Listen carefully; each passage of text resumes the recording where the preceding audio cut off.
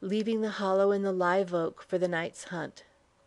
I faced about and saw her mate fly after her. Then in the stillness that followed, I stretched both arms toward heaven and cried aloud, "O God, I'm all alone. Take care of me." The spell was broken. I grew calmer and began to think and to plan. I pictured Georgia asleep in a pretty house 2 miles away, and wondered how I could get word to her and what she would say when told that we would go away together from Sonoma and not take anything that Grandpa or Grandma had given us. I remembered that of the fund which we had started by hemming new and washing soiled handkerchiefs for the miners, there still remained in her trunk $7.85, and in mine $7.50. If this was not enough to take us to Sacramento, we might get a chance, as Sister Leanna had, to work our way. I was still leaning against the tree trunk when the moon began to peep over the eastern mountains, and I vowed by its rising that before it came up in its full, Georgia and I should be in Sacramento.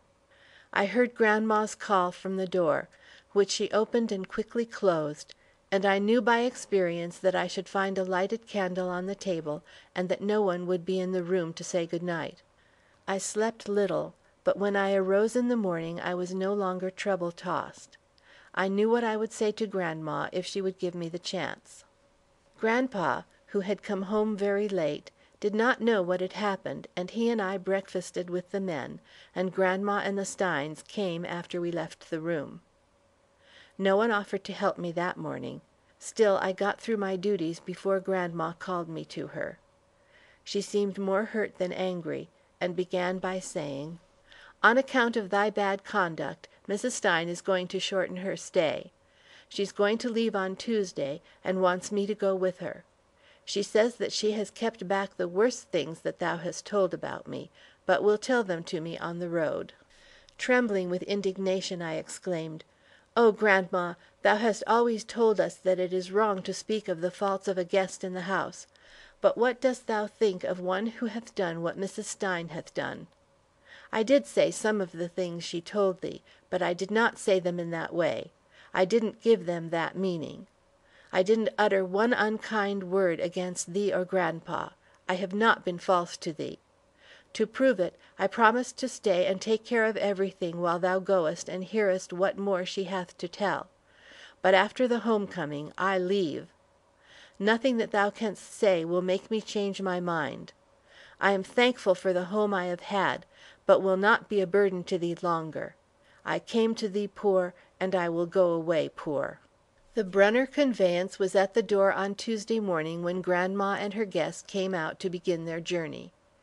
Grandpa helped Grandma and the widow onto the back seat. While he was putting Johnny in front with the driver, I stepped close to the vehicle and extended my hand to Grandma, saying, "Good-bye. Don't worry about the dairy while thou art gone, for everything will be attended to until thy return. But remember, then I go." On the way back to the house, Grandpa asked me why I did not treat the widow more friendly, and I answered, "Because I don't believe in her." To my surprise, he replied, "I don't either, but Grandma is like a little child in her hands." I felt that I ought to tell him that I should soon go away, but I had never gone to him with home troubles, and knew that it would not be right to speak of them in Grandma's absence. So he quietly went to his duties and I to mine. Yet I could not help wondering how Grandma could leave me in full charge of her possessions if she believed the stories that had been told her. I felt so sure that the guilty one would be found out that it made me light-hearted. Mrs. Blake came and spent the night with me, and the following morning helped to get the breakfast and talked over the cleaning that I wished to do before Grandma's return on the coming Saturday morning. But God moves in a mysterious way His wonders to perform, and unseen hands were shaping a different course for me. I had the milk skimmed and a long row of clean pans in the sunshine before time to hurry the dinner for Grandpa and the 3 men.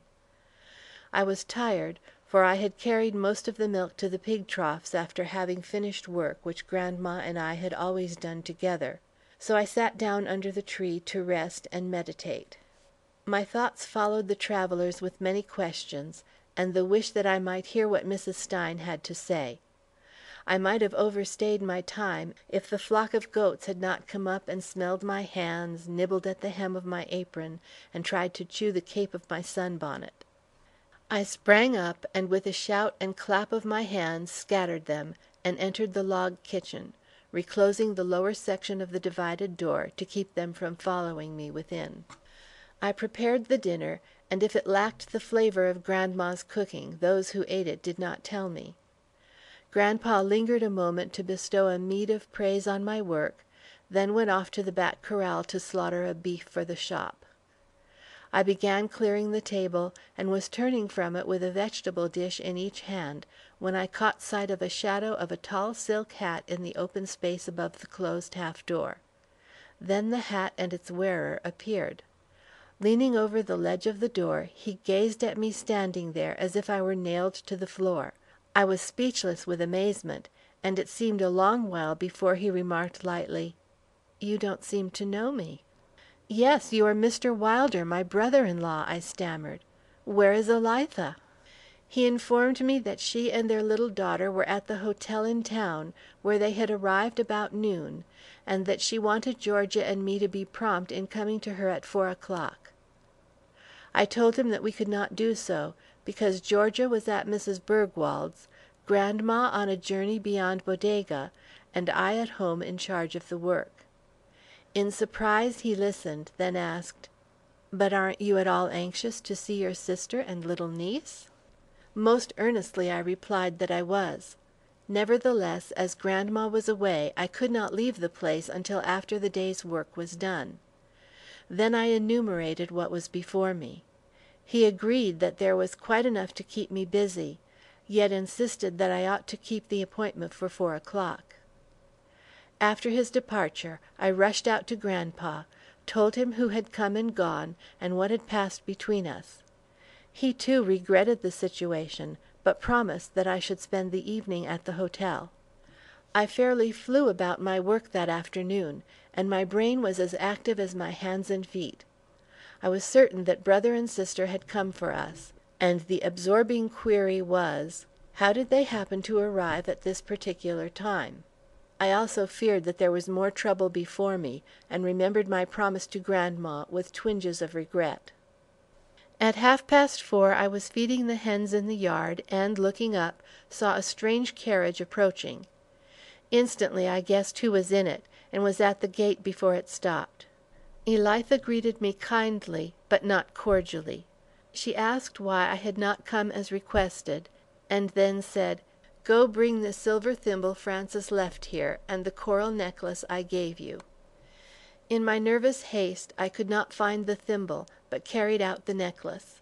She next bade me take the seat beside her, thus disclosing her intention of carrying me on, picking up Georgia and proceeding to Sacramento.